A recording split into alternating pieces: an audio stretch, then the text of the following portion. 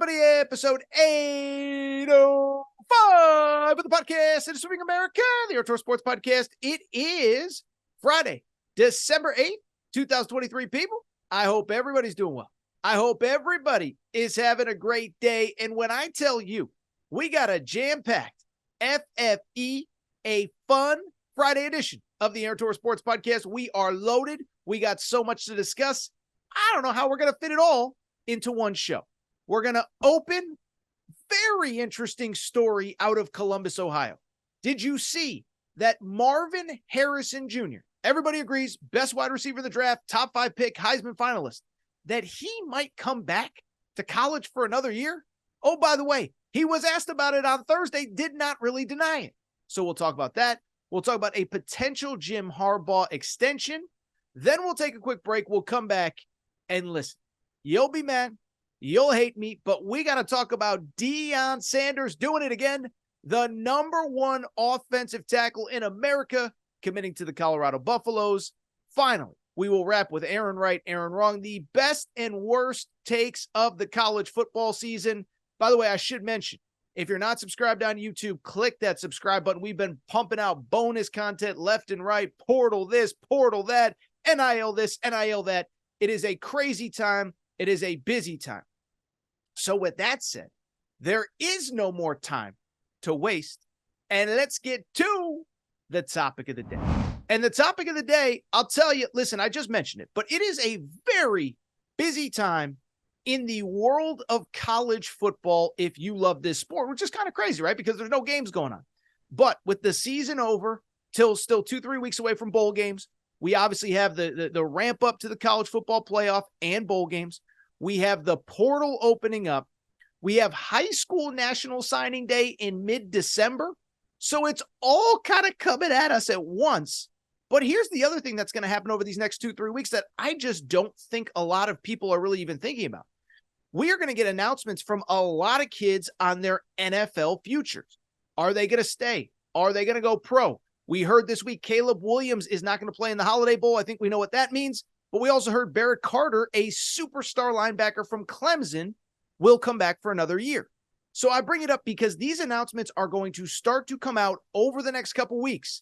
And we got a very spicy meatball as far as just a narrative, a storyline, and a possibility on a player who could return to college football next year.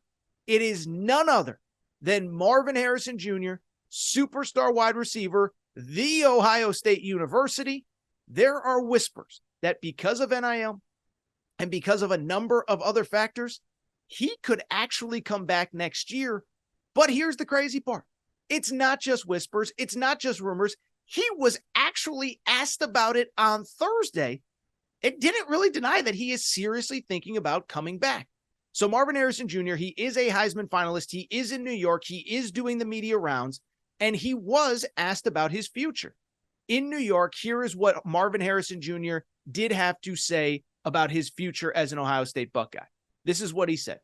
He said, coming into the year, I wanted to beat the team up north, that's obviously Michigan, and win a Big Ten championship. And obviously, I did not do that this year. So I think there's great motive to come back if that's what I decide to do. That's something I definitely want to do in my Ohio State career, and not having done that yet definitely opens the door for me to come back, but I'm undecided. Really just taking it day by day at this time. All right, so I know what a lot of you are thinking. You're thinking, Torres, oh, why are you leading? That's not really a statement. He didn't really say he's coming back. He just said that he's still thinking about it, and you can think about a lot of things, but the reality is there is no way that he is coming back. Well, I bring it up because on top of the Marvin Harrison Jr. quotes, there are multiple reports out there, not anything super duper credible, but enough whispers that make you think that Ohio State could put together what might be, we don't know, a historic type NIL deal that would pay him commensurate with what he would make as a rookie next year in the NFL, and that Marvin Harrison wants to come back, Marvin Harrison Jr., of course, and that Ohio State is going to compensate him financially as such, and that it's at least a possibility that he's going to come back. Now, to be clear, It is late December 7th, early December 8th as I'm recording here. Do I actually think Marvin Harrison Jr. is coming back? I do not. I want to make that abundantly clear. But do I think it's at least a possibility? Do I think it's more than 0.0000000 more zeros than you can count percent? I do. So let's dive in. Let's talk about it. And let me just, let's get to the elephant in the room. The reality is, again, as I just said, realistically, this probably is not happening, even if Marvin Harrison Jr. wants to come back. Even if Ohio State puts together the best NIL package in the history of college football, it still really isn't commensurate with what he will make as an NFL rookie on an NFL contract. Because I think there's this thought, well, if you're a rookie and you make this much money, blah, blah, blah, blah, blah, Ohio State gives him a lot of money.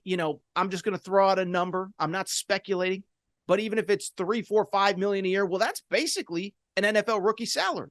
So, why wouldn't he come back if he really wants to? Well, I don't think that's really fair to compare an NFL rookie contract with 1 year of NIL. Because first of all, NFL rookies that get drafted as high as he will make a lot more money than even probably the biggest NIL package that we've ever seen, okay? So just for fun, I looked it up. I think most mock drafts, he'll be the first wide receiver off the board, maybe the number 3 pick overall. Probably won't go ahead of Caleb Williams, probably won't go ahead of Drake May, but number 3 is absolutely in the cards. So I went ahead and looked it up just to see what the number 3 pick last year's draft, Anthony Richardson, made as an NFL rookie this year. Well, Anthony Richardson is set to make $8 million this year as an NFL rookie. So if we're just talking about baseline salary, that's it. Ohio State would to match or exceed what Marvin Harrison Jr. will likely make as an NFL rookie. We're talking about $8+ million next year. So again, I just don't think it's realistic. And really that $8 million just really scratches the surface of what Marvin Harrison would make by going pro this winter. Because the bottom line, one, it's $8 million a year on a 4-year fully guaranteed contract. So Anthony Richardson is going to make $32 million over the totality of that entire rookie deal. That's important to note. It's not just a 1-year thing. To come to Ohio State, even if they give you an insane amount of money, it's 1 year. Well, an NFL rookie contract is 4 years, fully guaranteed if you're a first-round pick, which he will be. So there's that factor. There's the factor that NIL is supposed to be endorsement-type money. This is a baseline salary we're talking about in the NFL, so he can still go make more money from endorsements. And then this is an important part. It slows down the clock to get to the second contract where you make the life-changing money that sets up your children and your children's children if you're lucky enough. And so all of those factors probably lead to the reality that while Marvin Harrison is feeling some emotion, is bummed about how the season ended, I still just don't think it's realistic that he's going to come back. But I would not be talking about this if it was 0.0000000%. And so let's get into why it's at least possible that I think he could. One, I think it's at least possible because he literally said it. He told you legacy matters to him. In that quote, he said, coming into the year, I wanted to beat the team up north, win a Big Ten championship. I did not do that this year. So I think there's great motive to come back if that's what I decide to do. That's something I definitely want to do in my Ohio State career, and not having done that definitely opens up the door for me to come back. So one, listen, I know that we all think of these athletes as these whatever, not even human beings with human emotions. They go, they play, they make a lot of money, they have a great life, whatever. But Marvin Harrison Jr. is a human. And one thing, I'm not claiming I know him. I don't think I've even been in a room with him. I can't remember any instance where I would have been interviewing him or even in a media availability with him. But I bring it up because think about Marvin Harrison Jr. And this is through no fault of his own, because Marvin Harrison Jr. is a special talent.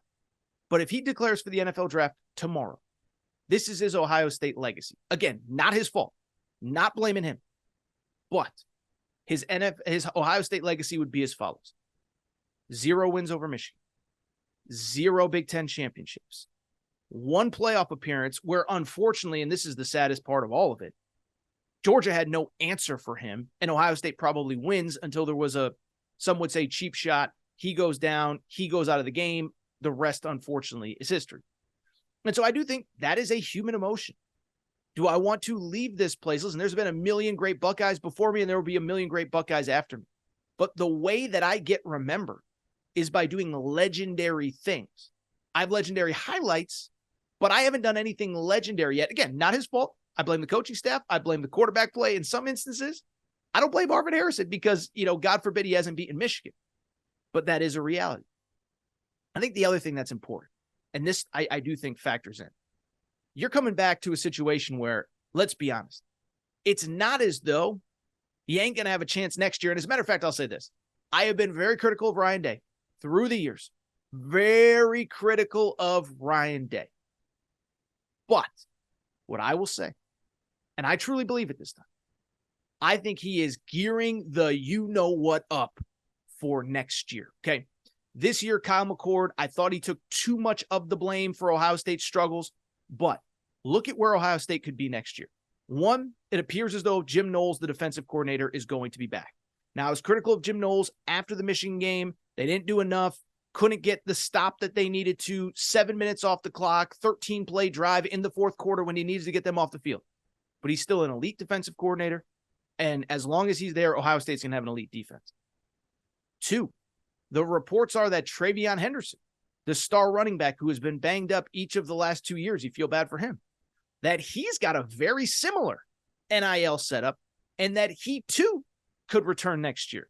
He's a little bit different. I think his draft stock isn't quite, it's certainly not top 5, but he's in a situation where he's been banged up. You want to put good film out there. And so Travion Henderson could come back. So great defense, great run game. And then, oh, by the way, I just said it, Kyle McCord, I thought he took too many bullets for the entire team's downfall this year.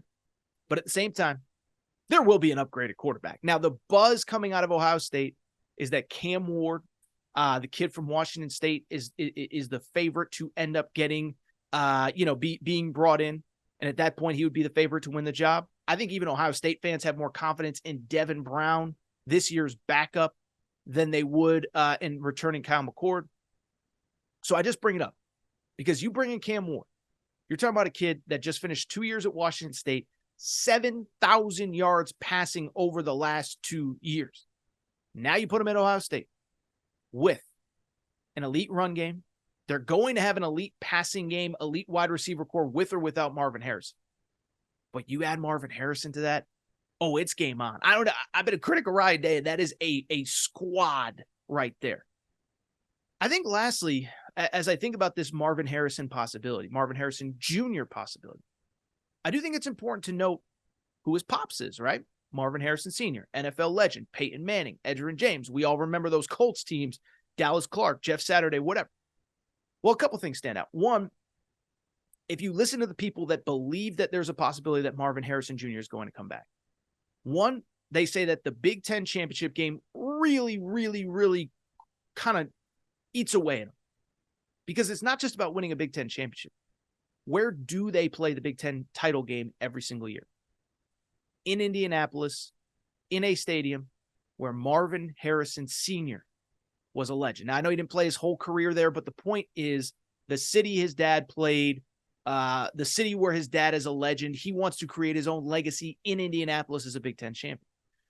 The other thing I think it's at least worth discussing, between the NIL money, which is very real, he's going to be paid very handsomely to come back if he decides to. He's also in the unique spot of, I don't want to speak for anybody's finances, and I'm not here to tell him to turn down the NFL. But my guess is probably financially his family is, I would assume, in pretty good shape. Looked it up. Marvin Harrison Sr. made $70 million over the course of his career. Not here to say what somebody should do with their money. Not here to say that Marvin Harrison Jr. lived a lavish, easy life because his dad was an NFL star. The exact opposite. Marvin Harrison Jr. is a worker, maybe the hardest worker at Ohio State from people that I know there. But I bring it up because it's not as though you know the narratives, right? That he's got to do it for his family. He's got to do it for this. He's got to do it for that. And it's not like even in the pre-NIL era that we didn't see guys come back and turn down millions. Matt Leinart did it. Andrew Luck did it. It's funny. I was thinking back. I remember interviewing Ed Reed about 5-6 years ago. The legend, the Hall of Famer. He was an All-American as a senior, or really as a fourth-year junior at Miami. And he came back as a fifth-year senior, like 22 years old, when he would have been a top 10 pick. And I asked him, I said, did you think about leaving? I mean, fourth-year player, 21, 22 years old, your clock's ticking. He said, no. He said, I came to Miami to leave a legacy. I came to Miami to win a national championship. We had not done that at the end of my junior year. Comes back. He's the most important player on the 2001 team that goes 12-0 and wins a national championship. And so I'm not saying, Marvin Harrison is Ed Reed. I'm just saying that there are a lot of factors at play besides the dollars and cents. If you ask me today, this second, I'm betting that Marvin Harrison Jr. is going pro. I'd still put it at, 15% to 85% that he goes pro. But do I think it's 0% that he's not going pro at all? That I don't believe. Really quickly before we get to Deion, there is one very interesting, as far as I'm concerned, other Big Ten note, and it has to do with the school up north, the Michigan Wolverines. On Thursday, we saw reports that essentially there is a 5-year, $55 million offer on Jim Harbaugh's desk to become a long-term extension to be the Michigan head coach. Now, the caveat is, to sign it, he has to agree not to pursue NFL opportunities this offseason. And so it's an interesting narrative. It's an interesting story. Obviously, this comes on the heels of the allegations against the program, against Connor Stallions. So that's what makes it kind of worthwhile, right? There was thought that maybe Michigan and him just kind of amicably part ways. He goes to the NFL. But ultimately, I'm not going to make a big 12, 15-minute segment out of this because I just don't think there's all that much there, okay? I don't think I learned anything. And by the way, obviously the big question is now, is he going to sign it? This and that. I bring it up because I know there's a lot of other shows that would lead with this, that would make it into a thing. I just don't think I really learned anything with this report that there is a 5-year, $55 million contract, $11 million a year on the desk of Jim Harbaugh to remain at Michigan, assuming that he doesn't pursue NFL jobs. Don't know that I learned much, right? I've said from the beginning, Jim Harbaugh has a great relationship with his school president, Santa Ono. That's the guy's name, President Santa. What a great name. How festive, how seasonal, whatever. But I just bring it up because he has a great relationship with President Ono. And I bring it up because the previous administration, remember that other guy that was there before, Mark Schlissel. I remember that game because he was like the head of trying to cancel college football back in the 2020 season. Well, that guy got booted. I believe, I'm not going to say it, but you could Google. I think he got booted for some pretty bad stuff. And Jim Harbaugh and the president get along great. And the president supports the football team. The president was taking pictures with the team during Harbaugh's suspension. And so it's not new that Jim Harbaugh has administrative support. What's also not new is the NFL is holding up this whole thing.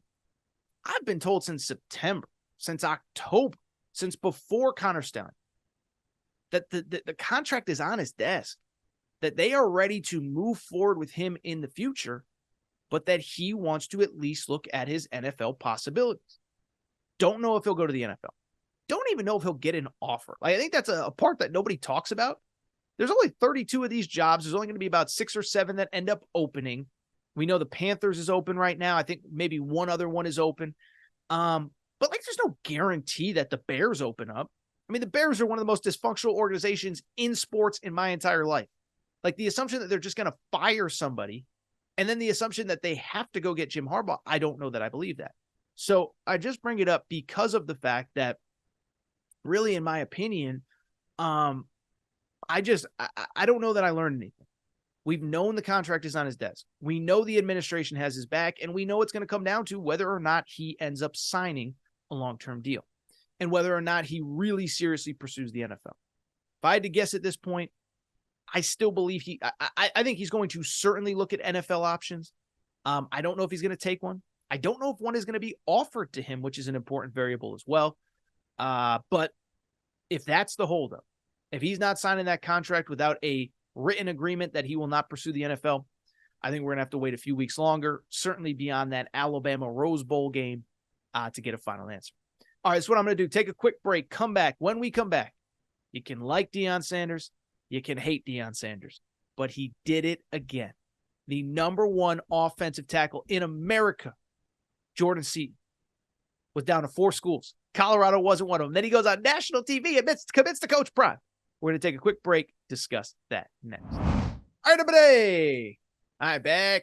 Gonna be back. I do want to switch gears, and I do want to talk about the man that some love and some hate, but absolutely everybody has an opinion on. That is, of course, Deion Sanders, Coach Prime, head coach, Colorado Buffaloes.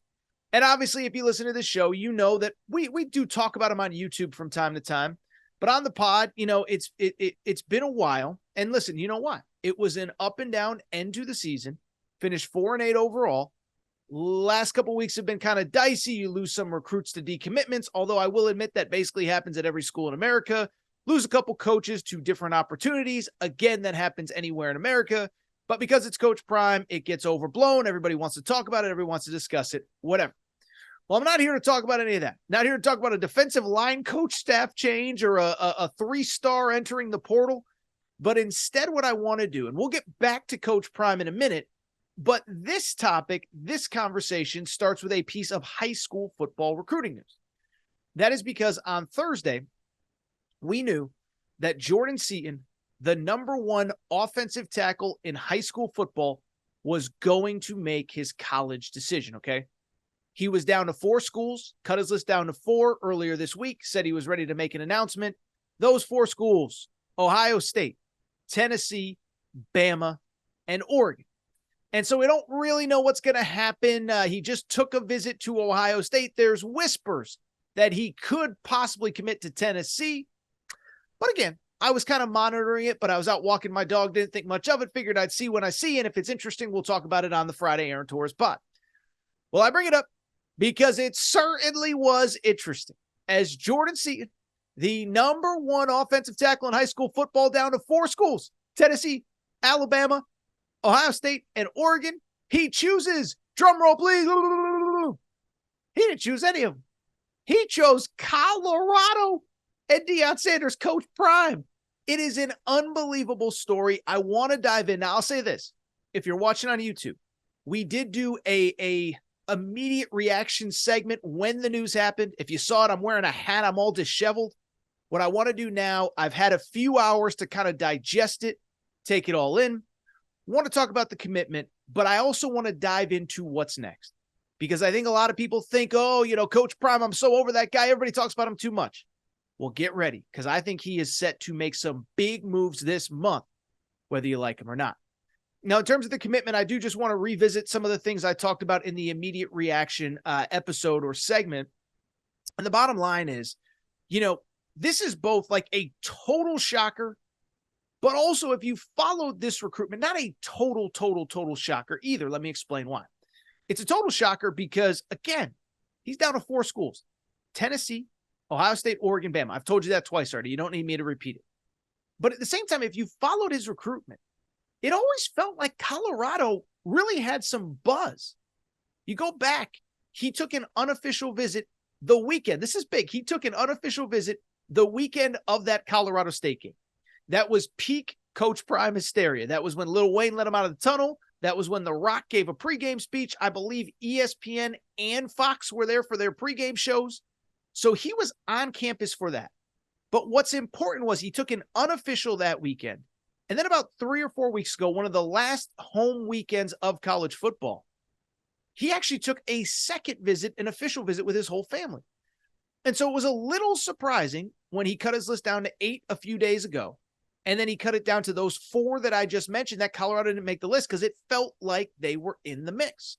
But when he puts out the 4, you assume they're not in the mix. You assume it's done. You assume it's all about NIL, or at least NIL is going to play a factor. Coach Prime said, we don't do NIL on the front end. You can come here and earn it. So there was nothing that really said that there was trending that he was going to commit to Colorado. Now, I will say, by the way, one thing that should have given it away.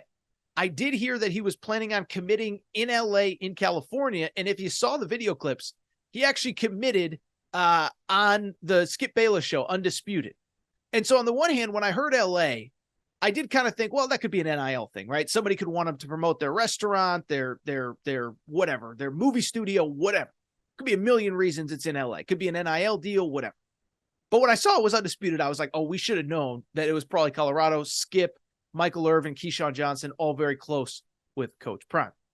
Now that it's done, just a couple thoughts on it. One, I cannot express how important this is. And again, this is a little bit of what we talked about in the immediate reaction is, listen, we all know Colorado desperately needs offensive line help. You could argue Colorado needs offensive line help as much as anyone in college football needs anything this offseason.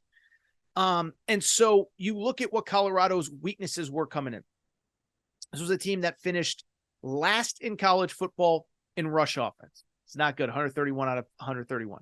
Second most sacks allowed. So they needed help along the offensive line to go out and get the best player available at the position in high school. I cannot emphasize enough how big it is. We've seen Coach Prime close on cornerbacks and safeties and wide receivers. But to get the dudes up front that matter, that means something. By the way, for everybody who says, oh, well, I mean, if you're expecting an offensive tackle to come in day one and start, you have another thing coming to you. Really?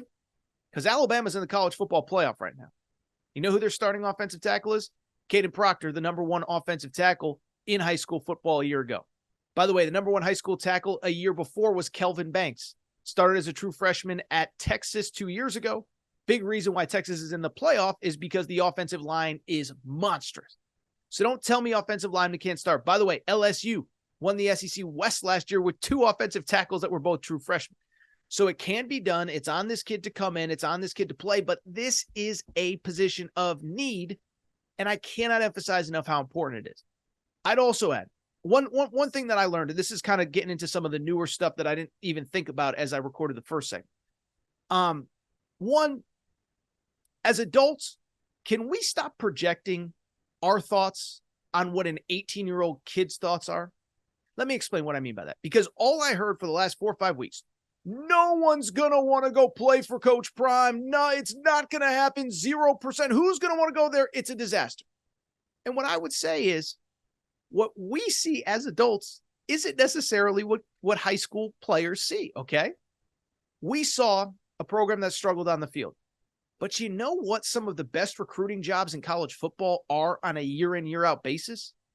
It's the coaches that are selling, hey, we're on the way up. Come here, come be part of this, and come build something with us. You can make fun of it. You can say, oh, Colorado this. You can say Colorado that. Look at the recruiting rankings right now. Who was the buzziest team in recruiting in the summer? It was the Florida Gators coming off a 6-6 year. They got up to number 3 in the recruiting rankings, ultimately did fall down, but it doesn't change the fact that they were hot for a second. You know who's number 5 in the current recruiting rankings right now, 2023? It's the Miami Hurricanes. Miami's coming off a 5-7 season last year. They were 7-5 this year. They didn't know how to take a knee at the end of the game. You think those players care that they lost to Georgia Tech because they didn't take a knee? No, they see a team that needs help, needs opportunity where you can play right away. And I think that's what Jordan Seaton sees at Colorado. A chance to play right away, a chance to play for a Hall of Famer. He said to Steve Wiltfong, Coach Prime has that gold jacket. I'm trying to get me one of those. No better place for him to go. Lastly, what I would say, I think this proves something that I said when Coach Prime got this job a year ago from Jackson State. I said, I believe that he is going to get in homes that none of us can see coming. And I believe that he is going to recruit at a level that many of us don't expect. And I think what this specific situation proves to me, I believe this proves that if you can get Coach Prime in front of somebody, in front of a kid and in front of parents, he's got a shot. Not going to get everybody. Nobody bats 1,000, not Kirby Smart, not Nick Saban. But if you get him in front of a kid, they're going to at least be interested. He's dynamic. He's interesting. He played in the league. I think it's important to note that obviously most parents remember him as a player. And so that you get that guy in a meeting, in a setup with somebody, he's going to sell the crap out of you and he's going to make you think that it's at least worth considering. And so they're not going to get everybody, but I'll tell you this, the kids that he actually gets in front of, he's got a pretty good success rate of closing them. Travis Hunter 2 years ago, Cormani McLean last year. Now Jordan Seaton, and I don't think he's done. One, I think it's very interesting. When we started talking about, okay, where are they going to get the offensive line help? I thought it was worth noting. We actually thought it was going to be another high school offensive lineman that he ended up potentially getting out of this class. It was Jaquan McCroy. I talked about this on the YouTube channel. There's a kid named Jaquan McCroy, top 100 prospect from Alabama. He's committed to Oregon. He actually visited Colorado last week. Now, I'm not saying that he's going to flip. Just checked his Instagram right before I came on air just to make sure I didn't miss anything. All the pictures are with Dan Lanning with Oregon. But I bring it up because 2 weeks before National Signing Day, when this kid could shut it down. Now I'm talking about Jaquan McCroy. That kid was at Colorado. He was posing. He was taking pictures. And so I'm not saying it's going to happen. But again, 2 weeks before National Signing Day, this kid goes to Colorado. I think it's interesting. And again, now Jordan Seaton is in the fold. So now you got another guy to play with. You got another guy to build around. I think that's interesting. Traylon Miller, top 100 prospect, was committed to A&M, decommitted right before Jimbo Fisher got fired. Top 100 prospect from Texas. Now, he's a wide receiver. You don't need as much help at the skill position. But he was at Colorado last week. And so I just bring it up because I feel like there are more to come. By the way, it's worth noting, Jordan Seaton actually happened early on the calendar relative to Travis Hunter and Cormani McClain. Remember, both those guys up until signing day were signed, sealed, and delivered somewhere else. Travis Hunter was on the verge. Florida State, no buzz at all until National Signing Day. Then it was like, oh my goodness, Jackson State and Coach Prime are going to flip this kid. Cormani McClain, National Signing Day. I remember watching the coverage on 24/7 Sports when you hear that he's not going to sign. And at first it's like, well, he's, is it Bama that's in the mix? It's Coach Prime. It's Deion that's in there again. So there are going to be more kids. And I'll say this, the portal kids, I'll be fascinated. Now, we know who the big portal names are. And I'm not going to start speculating. But I'm here to tell you, you get Coach Prime in front of some of those kids, I don't think anybody is off the table. Now, look, portal kid, they're more NIL-based. They're older. They know how the game is played. But for the best ones, you know what Coach Prime is going to sell? We don't do NIL here. But one, you hang with me, you're going to get paid. Like, we could talk about they don't have a collective. They don't do this. They don't do that. And I think they have a collective, but it's not, let's say it's not as robust as some other schools. But at the same time, it's like you get him there, you get those kids there. He's going to say, like, point blank, come with me. You'll get paid. I'll make sure, you come be in an Aflac commercial with me. I don't care. But then two, and I think this is important as well, is, you get those elite transfer portal guys. Say, come here for 1 year.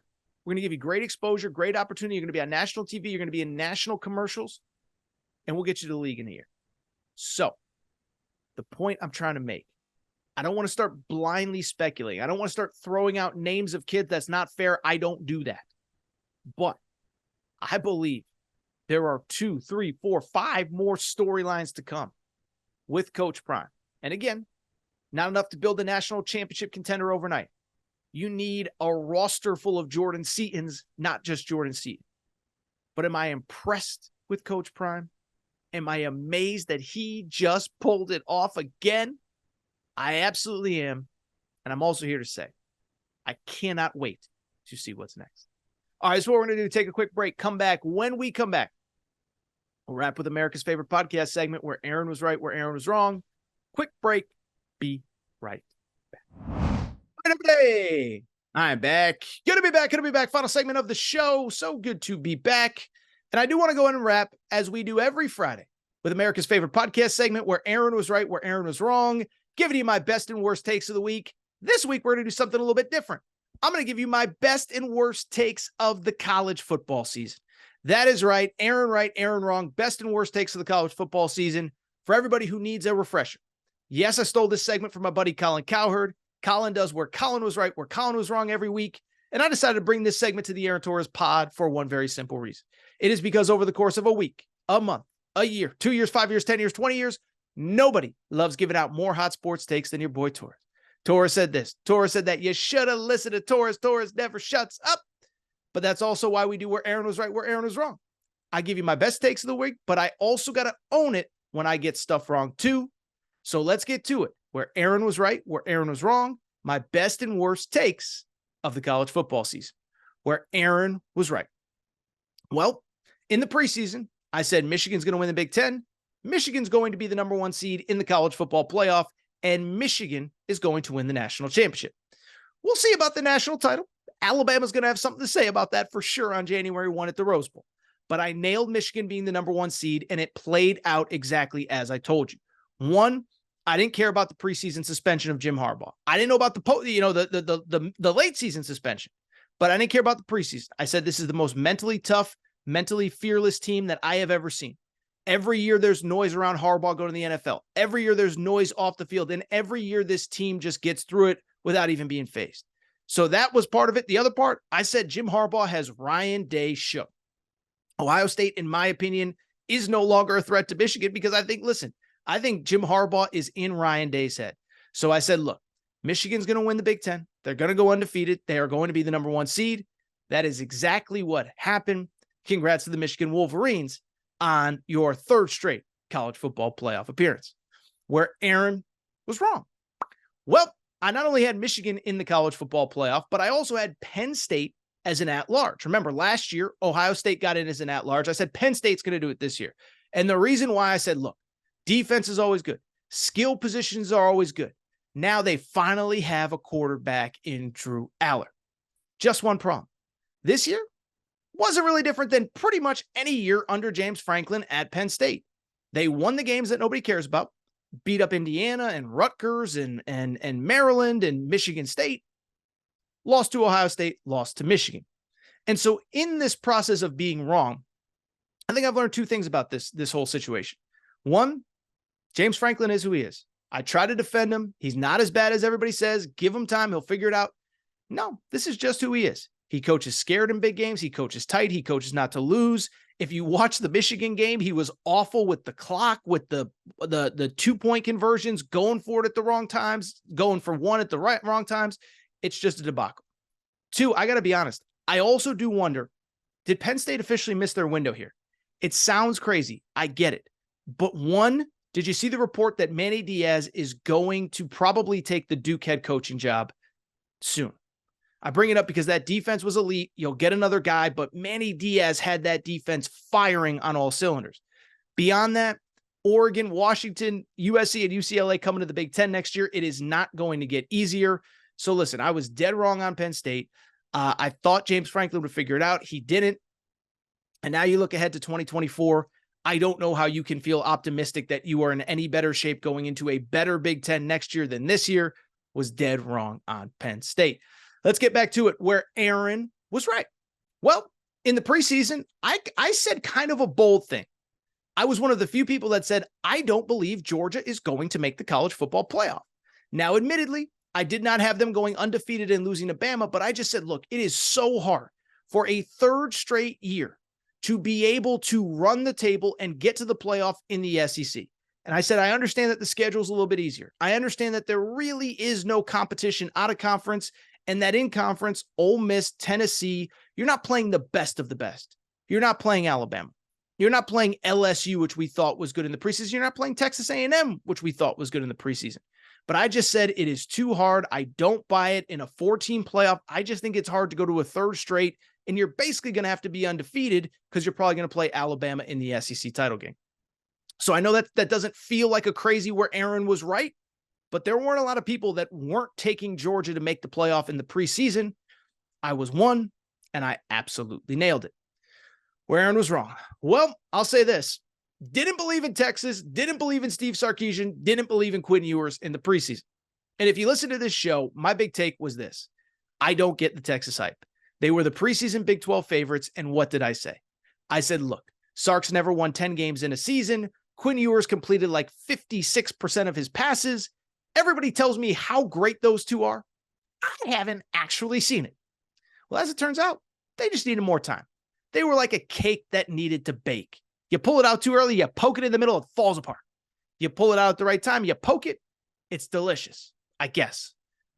Steve Sarkisian and Quinn Ewers, probably a weird analogy, but you get the point. The point I'm trying to make, I didn't believe in this team, and I was dead wrong. Not only did they win the Big 12, they made the college football playoff, and they made it because Sark has continued to evolve as a head coach and because Quinn Ewers has been his best down the stretch. 462 yards passing in that Big 12 title game, 4 touchdowns. I thought it was maybe his best performance of his career. They won at Bama. The cool thing, if you're a Texas fan, there's no sneaking in the side door. There's no questions. You have the best out-of-conference win of anyone in college football. You win your conference. You have 1 loss. You are a very deserving team in the college football playoff. Congrats, Texas fans. Let's get back to it where Aaron was right. So I just mentioned that Texas beat Bama in Tuscaloosa. And I said, even when Bama was down, I said, don't give up on Bama. They're like, whatever, fill in the blank. They're not dead until they're dead. They're not gone until they're gone. It's like, I remember when I was a kid watching MJ, watching Kobe, watching Jeter. It was like until that last strike when Jeter was on the Yankees, you always felt like the Yankees were going to find a way. Until the last 0 struck on the clock, you felt like Kobe was going to find a way. And what I said about Alabama, even when they're down, I am not giving up on them. I believe Nick Saban will find a way. I will believe that they are not going to the SEC championship game and they are not a playoff team when I see it. Well, what happened? Alabama loses to Texas, and since then they've won 11 straight, and more than winning 11 straight, they've gotten better every single week. I've talked about it. You don't need me to repeat it. I have never seen a team just get better and better and better every single week. Beat Ole Miss, it's a little close. Beat A&M on the road, it's close. Then you beat Tennessee, it's not that close, even though you trailed at half. Then you beat LSU, and by the time you get to Georgia, boy, oh boy, this team is ready to go. Credit Bama. I never gave up on them. They are a very worthy playoff team, and they are going to give Michigan fits on January 1st. We'll preview the college football playoff here in a couple weeks, by the way, but I am so excited for these 4 games. Where Aaron was wrong. So I just mentioned I wasn't a buyer of Texas in the preseason. I wasn't a buyer of Washington either. I just said, look, I get it. They're a good story. They won 11 games. But Michael Penix Jr. Has an injury history. You never wish injury upon anybody, but he's had so many surgeries. He's older. Can he actually stay healthy? And can this team really get better than 11-2? Well, yeah, it turns out they absolutely can. And the cool thing about Washington is it's a lot like Texas. You can't deny them belonging in the college football playoff. Beat Oregon. They won the Pac-12, which I would argue the Pac-12, people will disagree. I think game by game, team by team, it was the toughest conference in college football this year. Washington goes undefeated. More importantly, Washington goes to the Pac-12 championship game as a double-digit favorite and wins outright against Oregon. So I didn't believe in this team. I thought they'd be good. I thought they'd be 9-3, something like that. But to go 13-0, win the toughest Pac-12 in the history of the conference, and now go to the college football playoff, Washington deserves it. I was dead wrong. Enjoy your trip to New Orleans, Husky fans. Finally, where Aaron was right, USC and Caleb Williams. I said, look, I don't buy it. I'm sorry. I get it. They're a great story, but a couple things. One, I don't believe that the defense is fixed. And even early in the season, they beat San Jose State and they beat Nevada, and everyone's like, oh my God, they figured it out. It's like, they didn't figure anything out. They're playing bad teams. Stop. But even before that, I just said, look, I don't believe in Lincoln Riley, because it's not that I don't believe in Lincoln Riley. It's that you looked at the back half of the schedule at Notre Dame, Washington at home, at Oregon, UCLA at home, Utah at home. And you just sat there and said, like, they have 5 really tough games in the final 6 weeks of the season. 4 of those teams were ranked in the preseason. Obviously, it goes without saying Washington was even better than we thought. Oregon was probably better than we thought. UCLA wasn't ranked, and at the time was better than we thought. I said, I don't buy it. I think they're going to struggle. And I thought probably 8-4, 9-3, but to go 7-5, Lincoln Riley clearly has some tough questions to answer going into the offseason. We know he hired the new defensive coordinator, but that program has a lot of work to do. Finally, where Aaron was wrong. I mean, Caleb Williams was the Heisman Trophy winner last year. This year, I picked Sam Hartman from Notre Dame to win it. I said, I think this guy's going to win a lot of games. I think they're going to be in position. And I think if you're in position as a transfer quarterback at Notre Dame, you are going to be in contention to win the Heisman Trophy. Well, Sam Hartman was okay. 63.5% completion percentage, 24 touchdowns, but he certainly is not Jaden Daniels. Jaden Daniels, who I believe will win the Heisman this weekend, 40 touchdown passes, 4 interceptions. Oh, by the way, the rushing TDs were through the roof as well. Congrats to Jaden Daniels, who I believe will be your Heisman Trophy winner. I had Sam Hartman Don't think it's going to happen. Call me crazy. I don't think Sam Hartman is winning the Heisman this weekend. All right, I think that's it for this episode of the Aaron Torres Sports Podcast. Do think it is time for me to get out of here. If you're not subscribed to the show, please make sure to do so. Apple, Spotify, Amazon Music, Google Music, wherever you listen to podcasts, make sure to subscribe. Also, make sure to rate and review the show. Go ahead, give us a quick 5 stars. Let us know what you like, what you don't like, all that good stuff. Make sure you're following on social media at Aaron_Torres on Twitter, at Aaron Torres Pod on Instagram, Aaron Torres Podcast Questions at gmail.com, Aaron Torres Podcast Questions at gmail.com. That is all for today's show. It is time for me to get out of here, and I hope you guys and girls have a great weekend.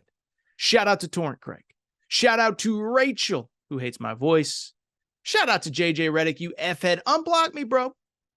Pat McAfee, too. You unblocked me, dude. What'd I do to you? Why are you mad at me? Be back Monday. New episode of Aaron Torres Pod.